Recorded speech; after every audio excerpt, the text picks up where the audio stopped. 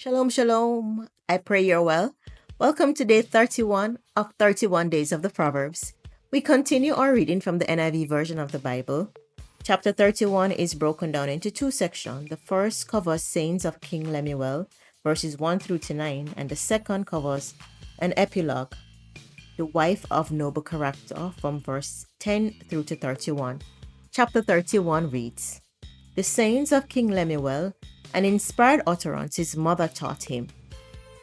Listen, my son, listen, son of my womb.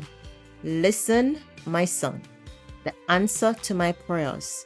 Do not spend your strength on women, your vigor on those who ruin kings.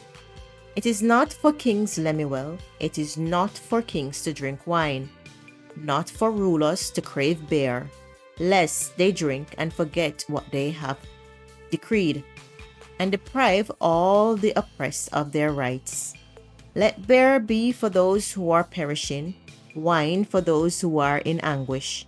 Let them drink and forget their poverty, and remember their misery no more. Speak up for those who cannot speak for themselves, for the rights of all who are destitute. Speak up and judge fairly. Defend the rights of the poor and the needy. The wife of noble character. A wife of noble character who can find? She's worth far more than rubies. Her husband has full confidence in her and lacks nothing of value. She brings him good, not harm, all the days of her life. She selects wool and flax and works with eager hands. She's like the merchant ships bringing her food from afar. She gets up while it's still night. She provides food for her family and portions for her female servants. She considers a field and buys it. Out of her earnings, she plants a vineyard. She sets about her work vigorously. Her arms are strong for her tasks. She sees that her trading is profitable and her lamp does not go out at night. In her hand, she holds a distaff and grasps the spindle with her fingers. She opens her arms to the poor and extends her hands to the needy.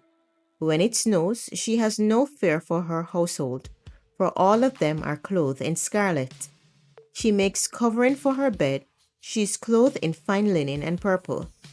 Her husband is respected at the city gate, where he takes his seat among the elders of the land. She makes linen garments and sells them, and supplies the merchants with sashes. She is clothed with strength and dignity. She can laugh at the days to come. She speaks with wisdom, and faithful instruction is on her tongue. She watches over the affairs of her household and does not eat the bread of idleness. Her children arise and call her blessed, her husband also, and he praises her. Many women do noble things, but you surpass them all.